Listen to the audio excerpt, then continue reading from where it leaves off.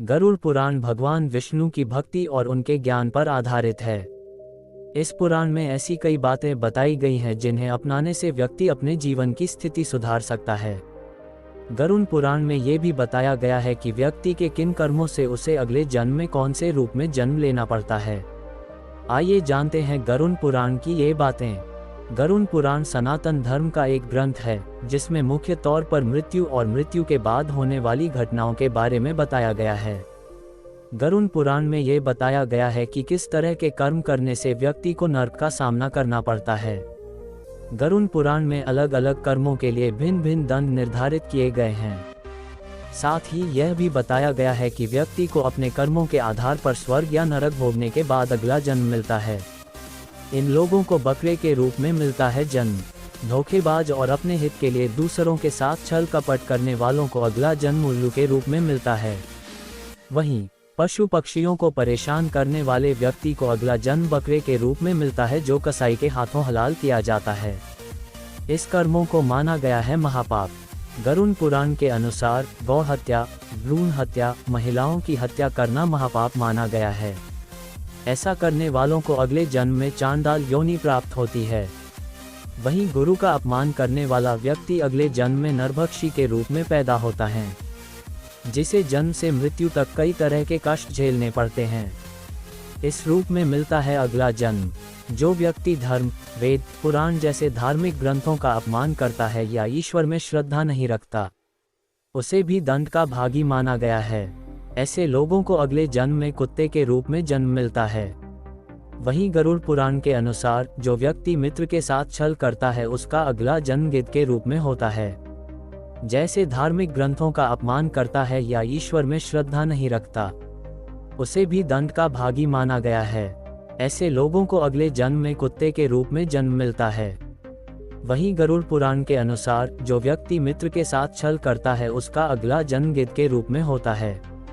इस जन्म में मनुष्य योनि मिलने का अर्थ यह नहीं कि अगला जन्म भी इसी योनि में मिलेगा, क्योंकि जीवन मरण और अगला जन्म सब कुछ कर्मों के आधार पर ही तय होता है। लेकिन कई बार गलत कार्य करने वाले ये सोचते हैं कि कोई उन्हें देख नहीं रहा है। तो क्या समस्या है? इसी आधार पर कई बार लोग दूसरों को हानि पहुंचाते हैं। कभी बेवजह किसी की हत्या कर देते हैं तो कभी चोरी डकैती या फिर अपनों के साथ धोखाधड़ी। लेकिन क्या आप जानते हैं कि इन सारे कर्मों के गंभीर परिणाम हो सकते हैं? इनके आधार पर सियार, गिद्ध, सांप, गधा और कौछ योनि में जन्म मिल सकता है। तो कर्म थ्योरी के आधार पर कौन से कर्म से कौन सी योनि मिलती है, आइए जानते हैं। कथा मिलती है कि एक बार महर्षि वेद व्यास से ऋषियों ने पूछा कि किस कर्म से कौन सी योनि में जन्म मिलता है। तब उन्होंने विस्तार पूर्वक बताया। वेद व्यास जी ने बताया कि जो भी व्यक्ति पराई स्त्री के साथ संबंध बनाता है उसे भयानक नरक भोगना पड़ता है। इसके बाद एक अलग अलग योनियों में भटकना पड़ता है। उंगलियों से जाने वो कैसे हैं, कहीं मतलब की यारी तो नहीं करते रहे हैं। ऐसे कर्म करने वाले बनते हैं भेड़िया। महर्षि वेद व्यास ने कहा कि हर स्त्री का आदर करना चाहिए, कभी भी किसी भी स्त्री को परेशान नहीं करना चाहिए, अन्यथा ऐसा करने वाले सबसे पहले भेड़िए के रूप में जन्म लेते हैं।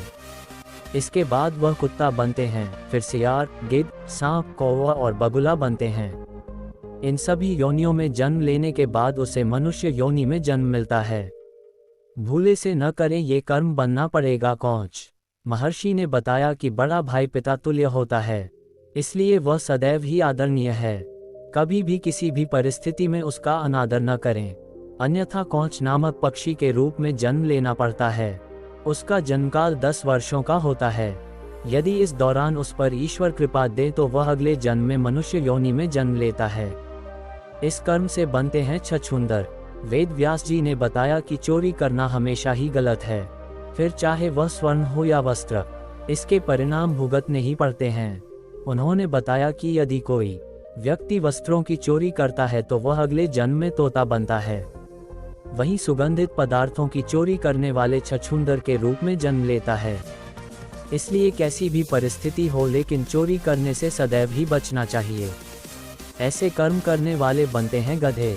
महर्षि ने बताया कि यदि कोई व्यक्ति किसी का कत्ल करता है तो यह जघन्य अपराध की श्रेणी में आता है। ऐसा कर्म करने वाला अगले जन्म में गधा बनता है। लेकिन यदि वह जिस शस्त्र से हत्या करता है उसी से उसकी भी हत्या हो जाए तो उसे मृग योनि मिलती है। इसके बाद वह मछली, कुत्ता और बाघ बनता है, लेकिन इन योनियों में भ्रमण करने के बाद वह मनुष्य योनि में जन्म लेता है। ऐसे कर्म करने वाले बनते हैं मनुष्य।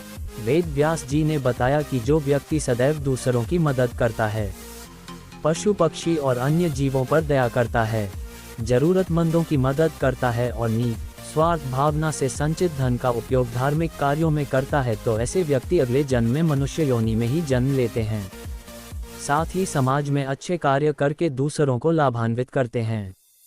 लेकिन धन के प्रति आसक्त मनुष्य अगले जन्म में सांप योनि में जन्म लेते हैं। माता पिता या किसी अपने का दिल दुखाने वाले, उन्हें प्रताड़ित करने वालों को अगला जन्म जरूर मिलता है, लेकिन पैदा होने से पहले ही गर्भ में उनकी मृत्यु हो जाती है।